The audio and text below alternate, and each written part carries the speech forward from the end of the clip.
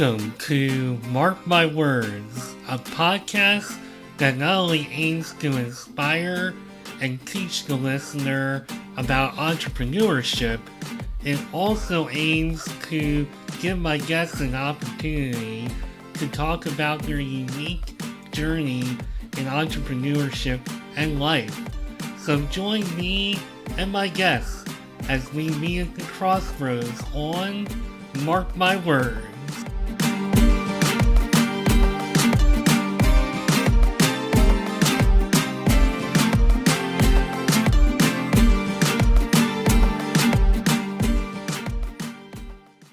If I told you that I had 9 different businesses and a PhD and did all of this and so much more in the span of 20-ish years or so, and my guests can certainly clarify all of the timelines on this more, but just reading that one line among listening to her YouTube page and reading and everything else that I've done prepping for this episode, I mean, just that one sentence is like, holy moly. And it is my pleasure. I'm not even going to go too much into detail. I will say that Dr. Judy Morley has a cookie shop in Gettysburg, and I moved 2 years too late to pay a visit, but I am coming up to Pennsylvania soon, so maybe we'll take a detour into there. I'll have to tell my wife. But Dr. Judy Morley is my guest today, speaker, coach, change agent, entrepreneur of many, many hats, and an author. She just does so much. Very inspiring. Listen to a lot of her content on her YouTube page. Can't wait to dive in and talk to you today. Welcome to Mark My Words. How you doing? Thanks, Mark. I'm doing great. Thanks for having me. It's certainly my pleasure to have you and to go over all of the stuff, including delicious cookies. We are going to have to try to be, or I'll have to try to be Joe Hollywood and cut to the chase a little bit. And one thing that I always like to start off with, especially in your case, since you have such a long history, you've done so much. I mean, PhD in history, master's degree, consciousness studies, leadership. Uh, what kind of things? I mean, what were you thinking growing up as far as what you wanted to do with your life? Because this is a whole lot of accomplishments that you have. It blows my mind. I love how you asked that. What were you thinking? And there are days I think that. What was I thinking? Um, I don't know. I think it might have been easier if when I was a little girl, I'd said, when I grow up, I want to be a fill in the blank.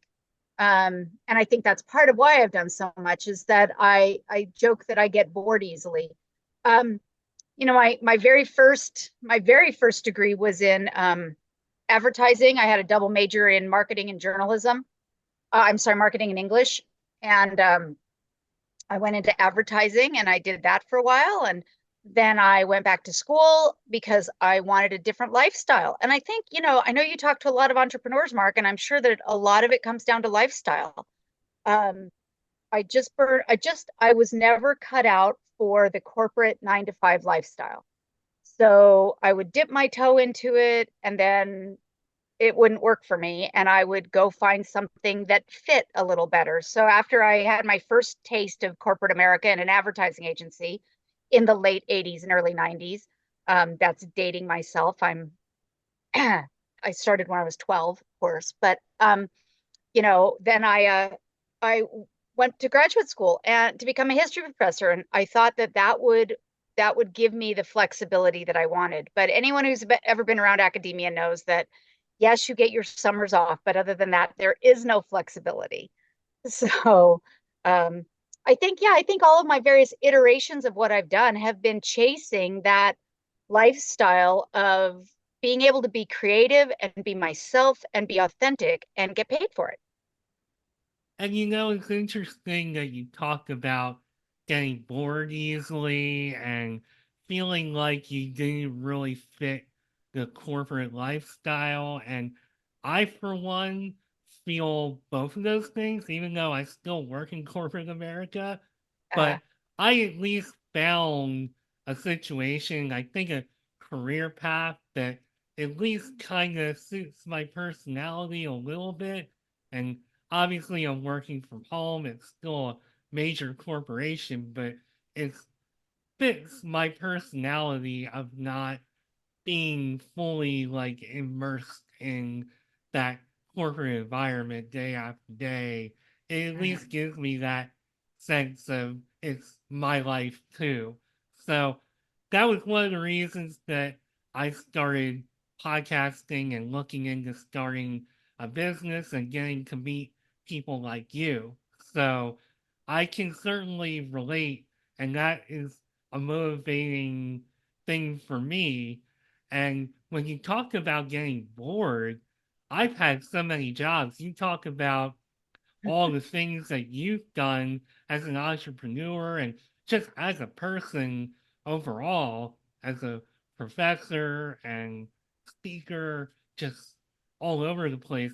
I've had a lot of jobs in general. It's been a lot of searching for who I really am. And maybe we don't ever truly find what that is. But man, I feel like people like you and we sure give it our all to figure that out.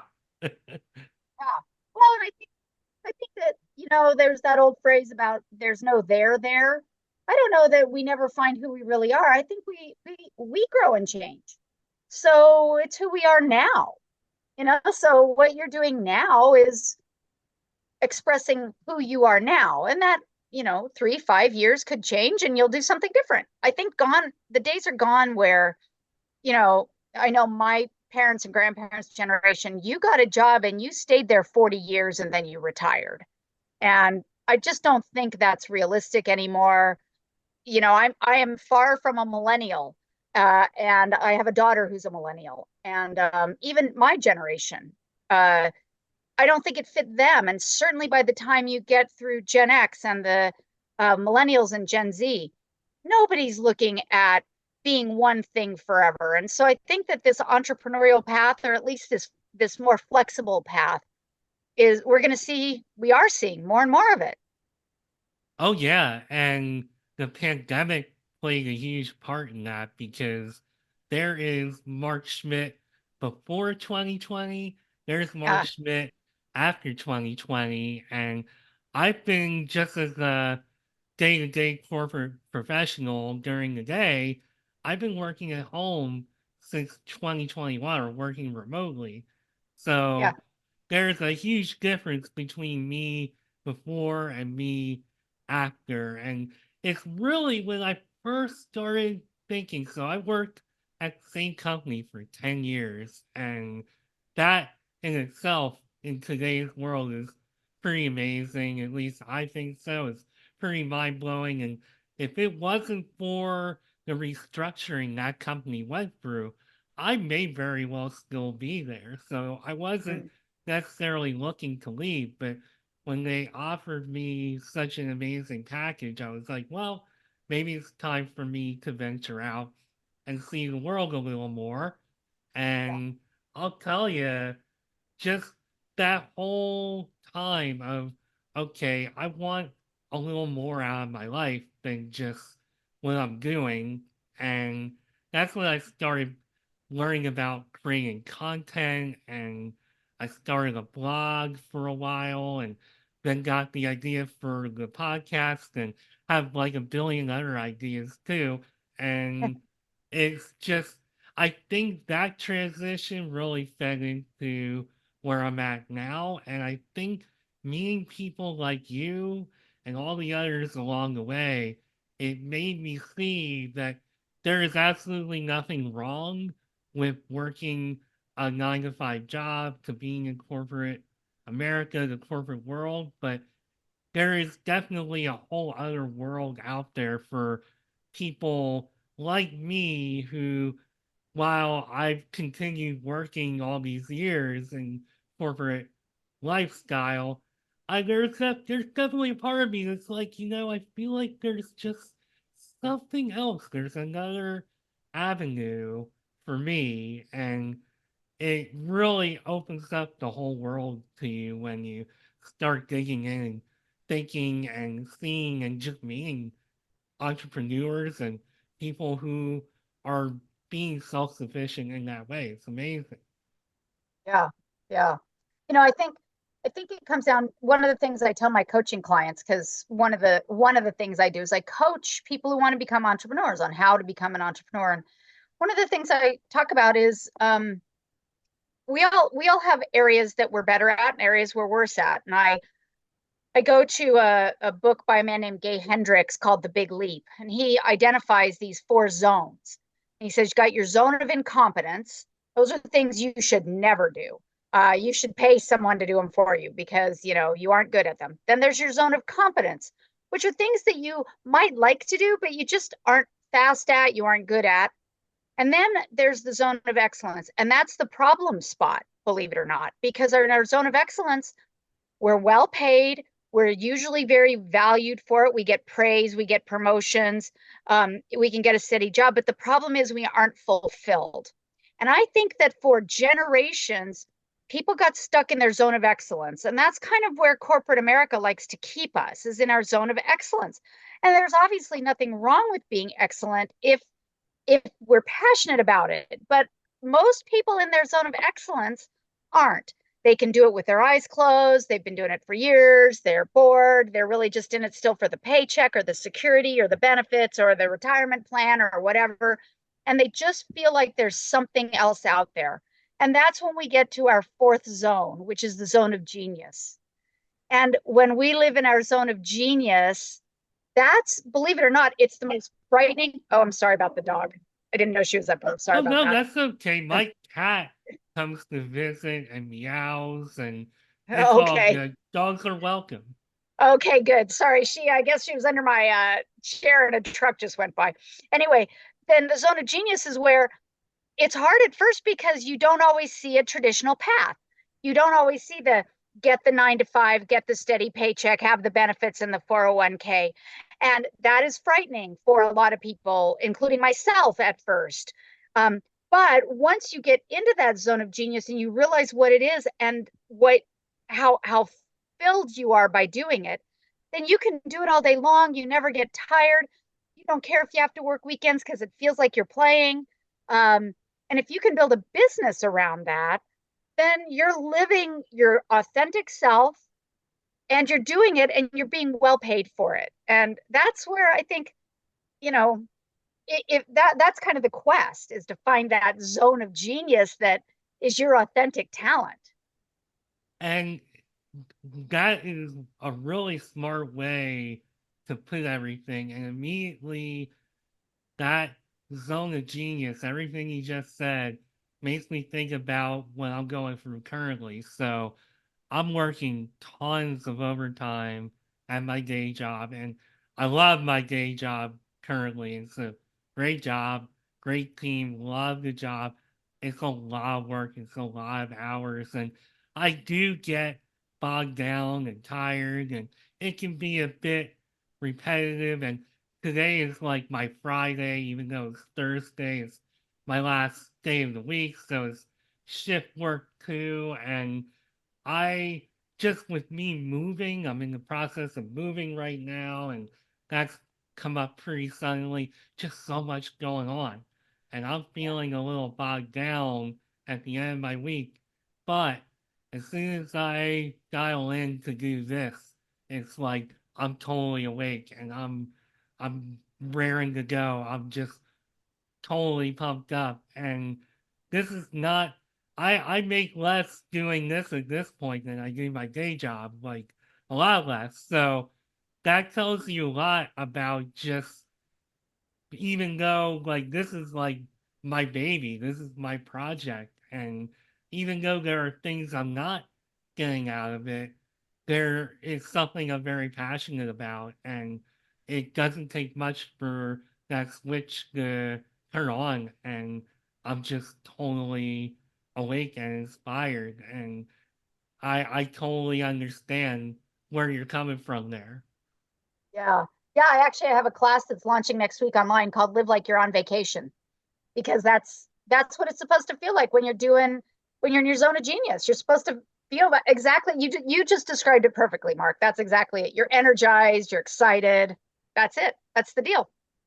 Well, let's talk quickly about times where you weren't on vacation, and just quickly, because there is such a long history here, and I say that almost like it's negative, like it's amazing. I'm obviously very impressed, but just want to talk a bit about, so you became a professor and you were president of, this company, and you were really like doing all this stuff that that people do. Some people become professors and some people get into corporate America, and along the way you decided that you wanted to step into the entrepreneurial world.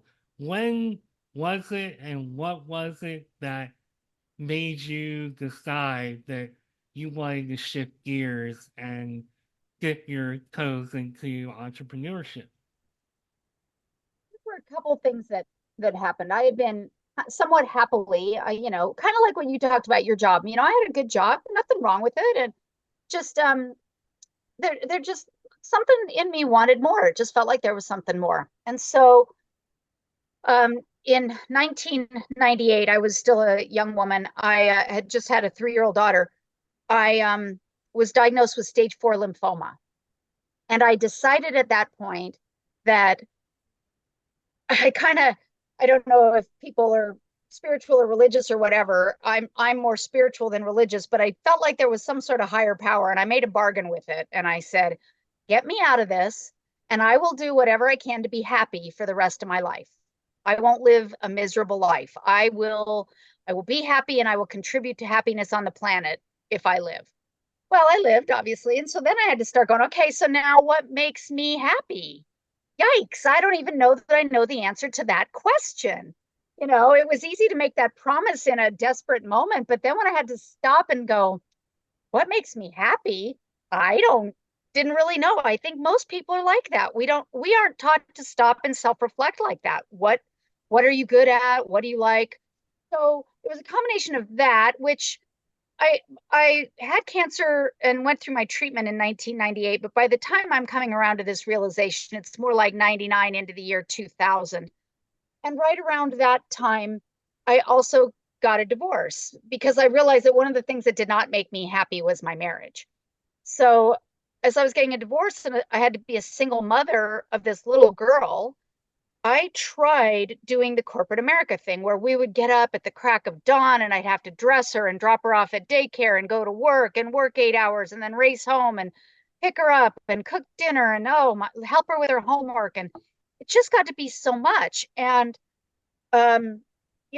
if she had a event at her school, a concert or a parent teacher conference or something, I'd have to take time off work. And I just thought, I I can't work and be a mother. I just can't. It's too restrictive. And that was when I came up with my first entrepreneurial idea. And I already had my PhD in history. I'd been a professor and I was still teaching part-time. Um, but I loved the tourism industry. And I was living in Denver, Colorado at the time. And I started a company called Denver History Tours. And I took fourth graders. That's the year in Colorado that you study Colorado history. So I would get contracts with schools and I would take fourth graders on history tours and do it for tourists. And it was great. I could do it on my own time. I did it when my daughter was in school, and during the summer when she wasn't in school, the poor little thing had to come on tours with me, but she learned a lot about history. And that really fit right into your niche as far as even your major. A lot of people say they don't really use their major once they leave college. And I'm still thinking about, I saw Jamie Kennedy a few weeks ago, and he talked about that, had a joke about that, and it's been stuck in my head ever since because I know I used my major my whole life, my whole adult life, and I'm still using it just producing this show. Uh-huh. So, especially for such a a field that's very narrow, like history, it's amazing to hear that not only you found a way to use it, but also as an entrepreneur, which is really is another thing that says so much about your track record. Just amazing. And I totally agree. You talked a little bit about spirituality. I don't really talk a whole lot about that, but I will say as I get older, I definitely think about that a lot more. And as far as listening to your gut and Yep. listening to what it's telling you, you said something about that in one of your videos, and I was like, man, she's talking about listening to your gut. I know we're gonna get along if she's talking like that because I think and talk all the time about just listening to your gut and going with your gut, which I make it sound really easy, and you look like you have something to say, so I'm gonna let you say it. No, I'm agreeing with you. I'm just nodding because I'm agreeing with you. And when you were about to say you make it sound like it's really easy. I mean, it's not. I think that's where you were going with it.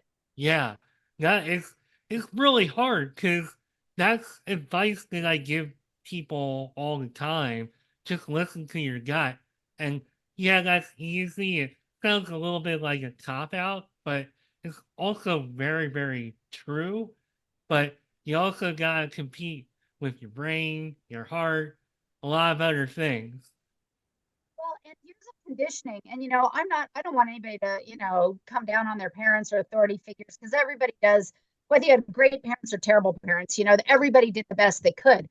But our culture, our society, and certainly most people, once they become parents, they don't tell their kids, whatever you're feeling is okay. They tell their kids, oh, that didn't hurt, or you don't have anything to cry about, or you can't ever make a living at that. Just buck up and go get a job, or whatever. And they're well meaning, they do it to protect us. But after a while, we get conditioned to believe that whatever we're feeling isn't valid, or whatever we want to do does not have value, or we have to sacrifice what we're good at or who our authentic self is in order to operate in the world. And it just becomes kind of a conditioned thing. That's what's going on in the brain while we're trying to listen to our heart and our gut. We're getting vetoed, by all those years and years and years of conditioning, whether it was from parents or teachers or television or whatever. And so, yeah, going with your gut is not as easy. That's why I said when I had to ask myself, okay, what makes me happy? I was like, I'm 33 years old at this point and I don't even know what makes me happy. And so it's You daunting. might you might have known, maybe just not like consciously, just this consciously makes me happy. Because if you put me on the spot right now and said, well, what makes you happy? I might say the same thing. Well, heck, I don't know. Pizza? Like, I Yeah. mean, Everybody loves pizza. yeah, Yeah. cookies. Cookies make me Cookies. happy. Cookies. But Yeah. so Yeah. yeah, and you talk about conditioning. So one of my cats recently passed away. One of them that he used. Sorry. I appreciate that. Oh, it was brutal, but that was one of the rare times in my adult life that I actually just bawled and cried and just absolutely could not control it. But that the reason for that, I feel that I don't really cry because I know it drives my wife a little nuts. She's like, why don't you cry? You never cry. You never show emotion, or at least that type of emotion. And I blame that totally on conditioning because I can remember teachers, my parents, why are you crying? Stop crying. Yep, So, yep. And it's so much worse for boys than girls, but yep. yeah, it's not exactly cool to be a guy and cry. So, I just had a meeting yesterday where it took me a few weeks to just talking at length about my cat. I had her for 14 years. She lived, Oh, I don't know how old she was. She was at least 15, 16. She lived a long time, but I finally told my team at work, I was like, hey, yeah, because I guess some of my teammates were having to take their pets into the vet. I was like, oh, yeah, do you remember Ginger? Ginger passed away. I was starting to tear up a little bit. I'm like, no, bad Mark. You don't do that. And that's just all part of that conditioning. yeah. Well, and you are allowed to do that. You are allowed to cry. We all are. And I think that's, you bring up such a good point about, I know that you just brought up in the context of crying and showing emotion and tearing up, but I think we learn that in everything. We learn things like work is supposed to be hard. So whatever we're good at, what feels like play to us, we shouldn't have a job doing that because that's not really work. That's something's bad about that or wrong or lazy. It's back to that conditioning. And I think that's why more people don't become entrepreneurs. I've been very fortunate to be able to find businesses, to create businesses that fit my interests and my skills. After I did the Denver history tours, my next big business, my next big foray into entrepreneurship, I started a marketing firm because I had a degree in marketing, but I only worked with city governments or small towns or real estate developers that were developing in historic districts. And so I helped brand historic districts. Every town's got one. Like I was in Denver, so lower downtown Lodo in Denver, or Soho in, well, that's in New York, but there's also one in Seattle, or these districts that were coming up in the 2005 to 2010 era. And so I was able to do well at that, and I loved it. So it does take, but really getting clear on what you like to do, what do you want to do, what's fun, as well as what do you know something about. I might think it's fun to sew quilts, but nobody's going to want to buy a quilt I sewed. So you gotta have some skill there, right? Oh, I totally agree. I mean, there are some things that I would love to do. I would love to record music, let's say, but I don't have near enough skill to do that. So, not going to do that. I would Right. love to get on a stage or try out for an acting job or whatever. But as much as I love to be funny and play around, I'm not an actor. So, Yeah. I'm not going to do that. And Yeah. that I think kind of plays into what your point is, just not as an entrepreneur, but really just in life. You gotta find what makes you happy, and you gotta be willing to try things, and you also got to be honest with yourself and do what is realistic. Yeah. You're exactly right. And what's realistic, and you got to stretch that realistic a little bit, because again, back to what we've just been talking about. Sometimes we get talked out of what's realistic by people who wanted to protect us. So, you know, maybe it doesn't feel realistic at first, but you really want to try it. Give it a try. What's the worst thing that happens? You fail. Big deal. Failure isn't final and failure isn't fatal. So, try again then. It's interesting we talk about what's realistic and what's not. When I told one of my parents that I wanted to major in television and film, I think they thought that I wanted to be on camera, go to Mm, Hollywood, and be in movies, like be a movie star or TV star. And I'm like, that's not exactly what I'm looking to do because my feeling has always been I just want to be there. So I'm just Ah, there, but I have a yeah. job and I've always been into all kinds of things to do with technology and media.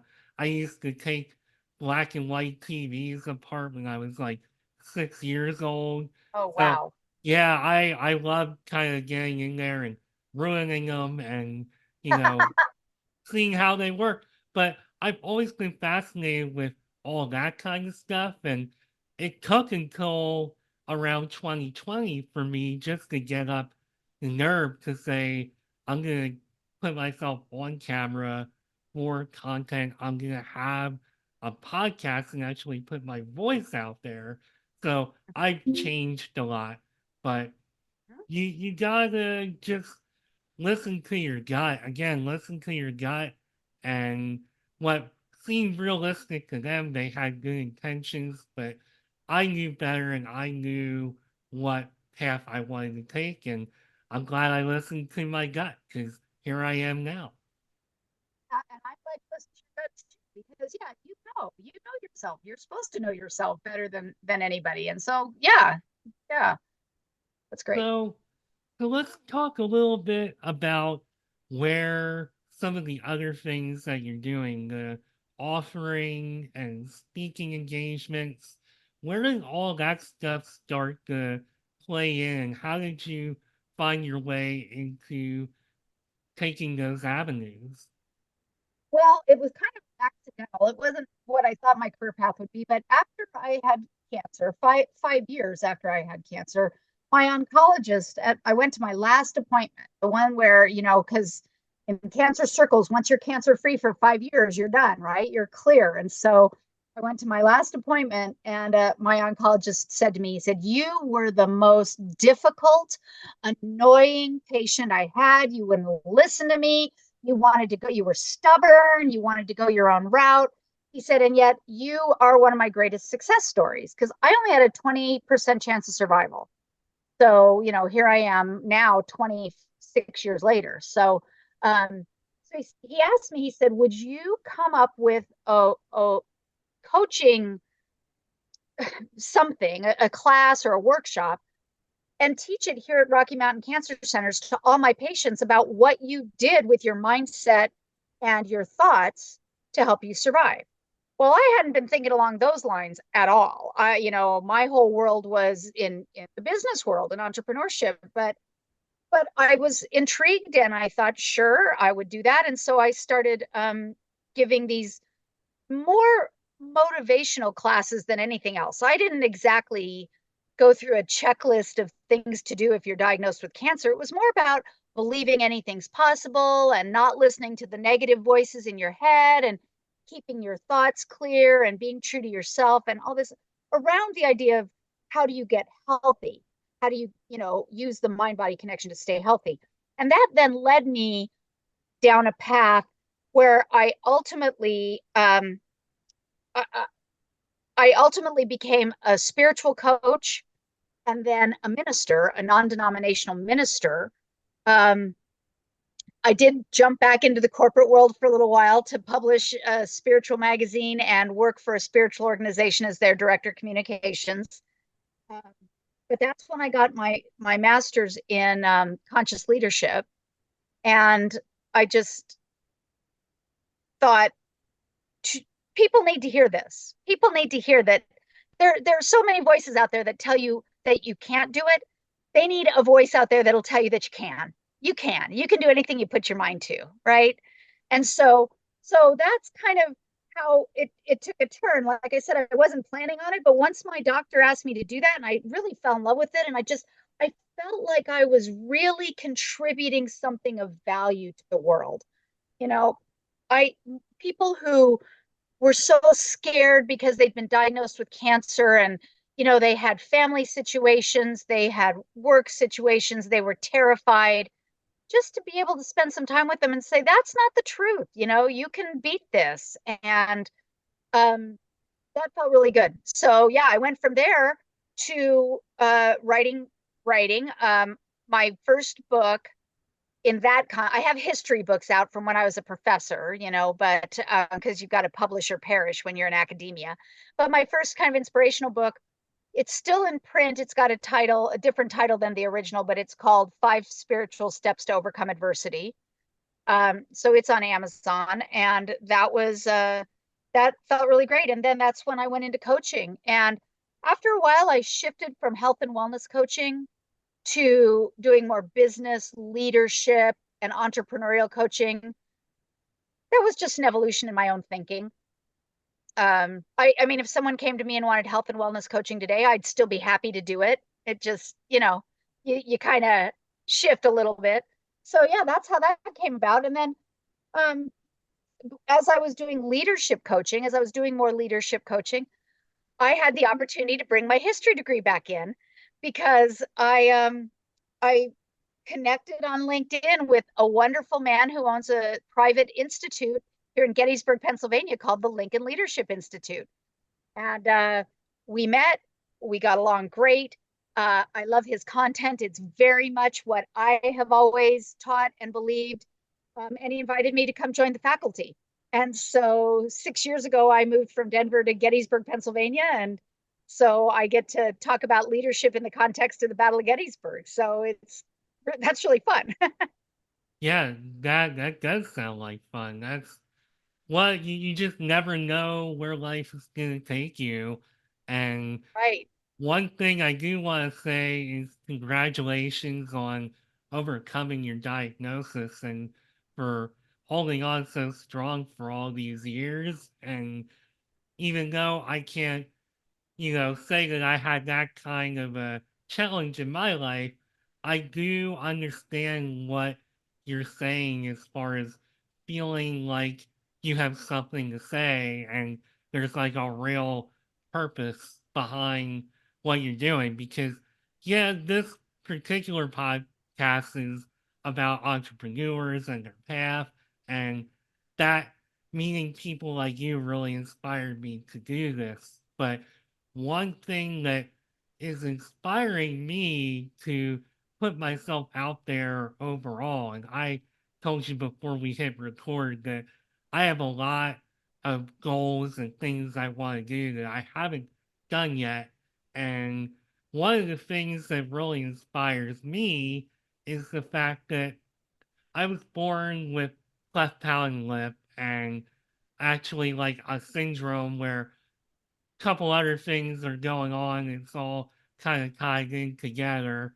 Mhm. And I feel like I've overcome so much, overcome bullying, whether it was direct bullying or indirect bullying, and just, people being like, I'm not sure about this person. And I could go on and on and on, but just being Mark Schmidt and living that life and having all of those obstacles and challenges and just not being scared and just saying, you know what, I'm going to put myself out there in corporate America. I'm going to take an acting class. I'm going to start a podcast. I'm going to do all these things that maybe conventional wisdom would be like, yeah, don't do that. Just stay behind the scenes, and that's where you belong. And, you're not going to make it doing this or that. People are going to judge you. Just letting imposter syndrome get into your head. I kind of just, said the heck with that and listened to my gut and just kept doing what I wanted to do with my life. And I feel like there has to be an audience out there somewhere, whether they've gone through the same things or not, that could maybe be inspired by somebody like me, even if I don't talk about it every episode, which I don't. I really don't talk about it much at all. But I'm just Yeah. hoping that just by doing what I'm doing and plugging away, that people will be inspired by that. And that's something that really drives me. Well, and I think your story will inspire them. I mean, if I were you, I'd share it every chance you can get. Not because it's really not about you. It is about you, but it's also about what your example can give to other people. We don't have enough role models like you, Mark. We need people like you who say, the heck with the bullies, the heck with all these things that society tells me I can't do. I want to do it and I'm going to do it anyway and succeed at it. And so your story, empowers other people to live their story, whatever it is. And that's exactly the path that I'm trying to set myself up for and Uh-huh. just really put myself in positions to talk about it more and more and more. And I'm evolving, and I'm obviously a lot more comfortable as a host and as a speaker than I might have been 4 years ago.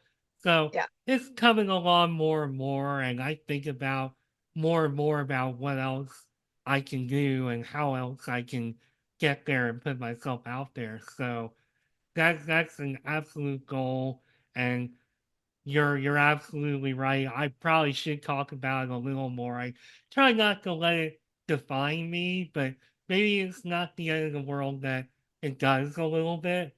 But I would say that's define who you are today, but it definitely was the launching pad that started you on this trajectory.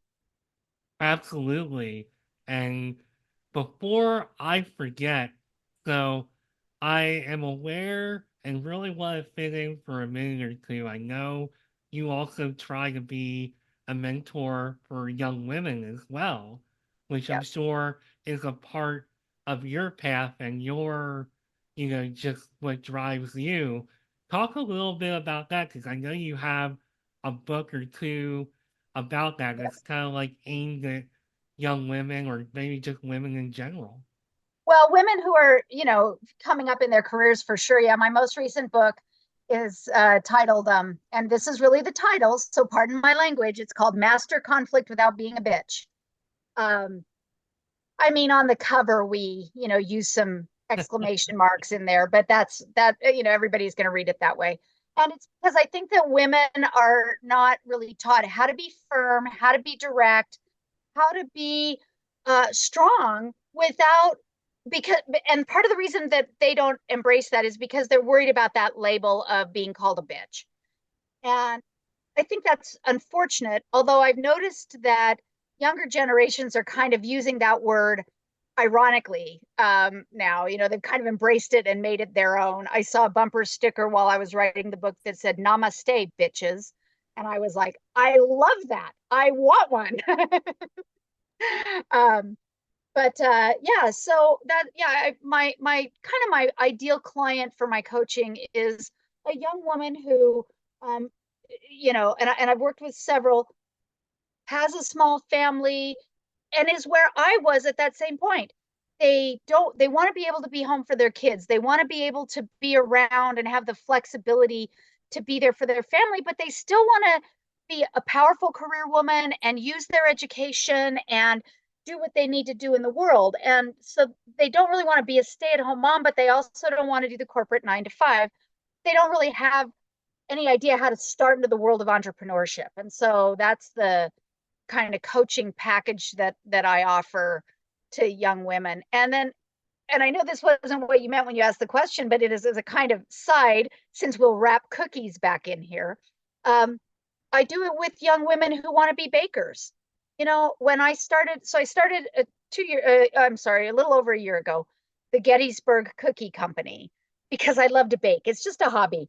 Never thought that I would actually have a business at it. Don't really like doing the baking that much myself, here and there, but I love the idea of the business, the branding, and I came up with cookie flavors that relate to the Battle of Gettysburg.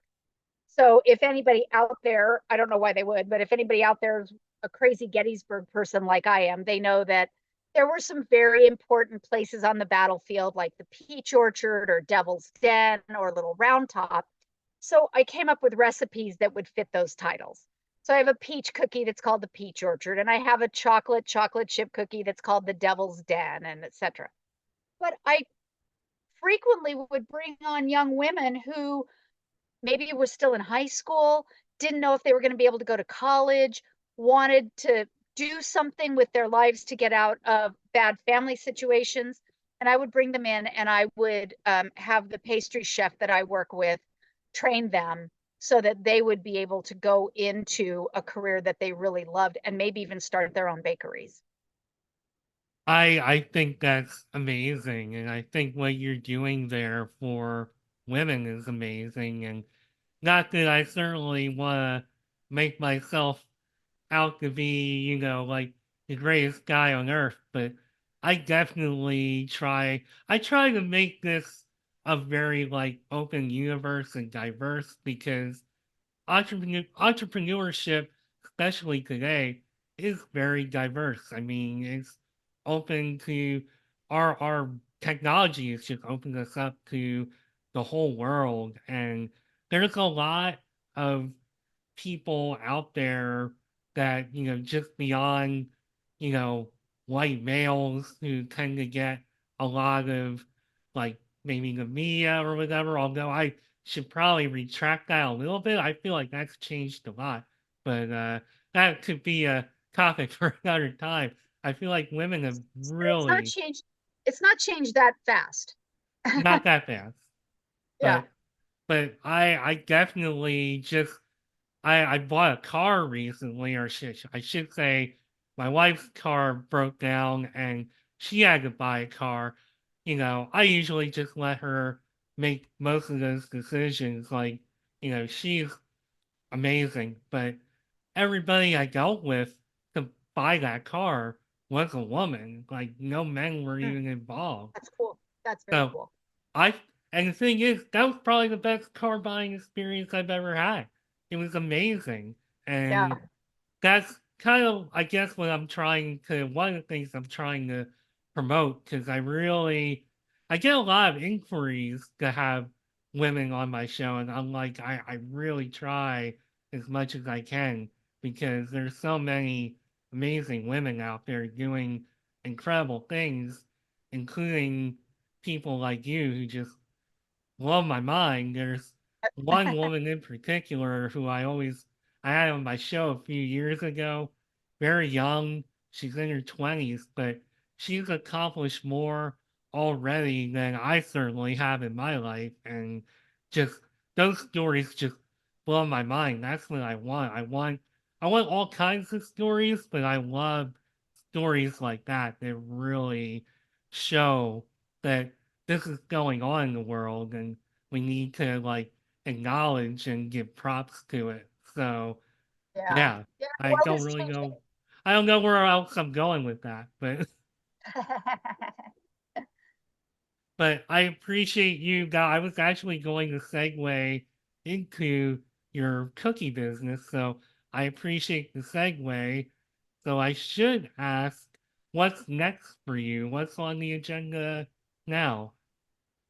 Well, what's next is just more of the same. I'm building up the cookie business. Summer Gettysburg's a tourist town, so summer in Gettysburg is when we're busy. So looking forward to that. And then with coaching, as I said, I'm looking forward to doing several. I still speak quite frequently. I speak on intergenerational leadership. I speak on conflict resolution. So I'm doing a lot of that. And like I said, I'm just launching an online class on live like you're on vacation for entrepreneurs. It'll launch next week. So on my social media and my website. So that's it. Just and enjoying my I have two little Scottish terriers. One I can see over my shoulder here on the couch. So enjoying my little puppies. Any particular way that people can get a hold of you? Just come to your Yeah. website. Yeah, my website, it's drjudymorley.net. Unfortunately, someone bought .com 25 years ago and I can't get Oh it. no. But yeah, drjudymorley.net. And yeah, there's a hello button that, hello at drjudymorley.net, or they can just email me directly, drjudy at drjudymorley.net. And that'll get them to the coaching stuff. They can also look up the Gettysburg Cookie Company if they want to order cookies. We do ship all over the United States. So if anybody knows anyone Ooh. that's like me, a crazy Gettysburg person, you can go online to gettysburgcookieco.com and put an order in and I'll ship. Well, I know somebody, and I may take you up on that. And there's a chance. I don't know how our commute is going to be. I'm sure my wife's going to draw that up, but I'll be driving, but she'll draw out the commute. But if there is a chance, I may even stop in there. So if Love not, to see you.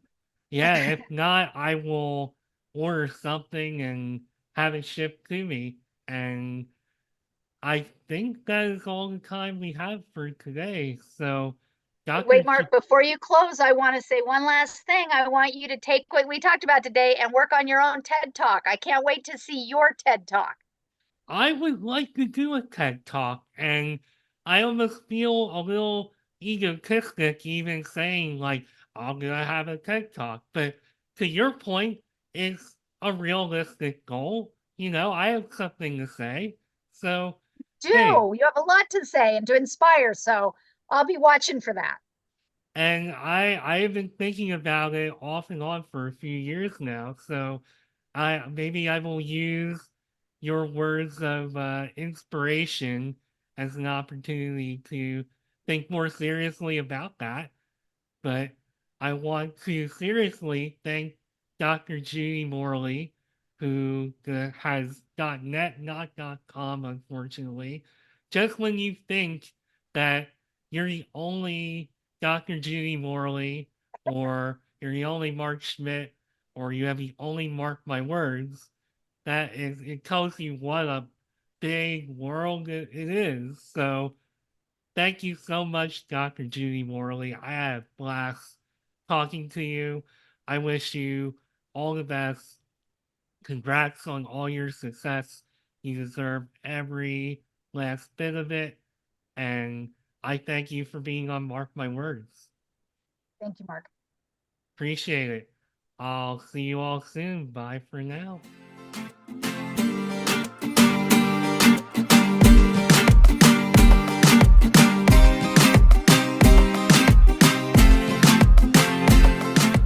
Thanks again for taking time out of your busy day to listen to Mark My Words. If you would like to connect with me beyond the show, you can find me on LinkedIn at Mark Schmidt, where I will be talking about entrepreneurship, careers, and anything else that is on my mind. You can also connect with me on Twitter and Instagram at Nimrod1979 and Nimrod79 respectively. This podcast also has a page on Instagram at Mark My Words. And finally, if you want to leave me a voicemail or check out what I'm up to with the podcast, come find me at podpage.com/mark-my-words.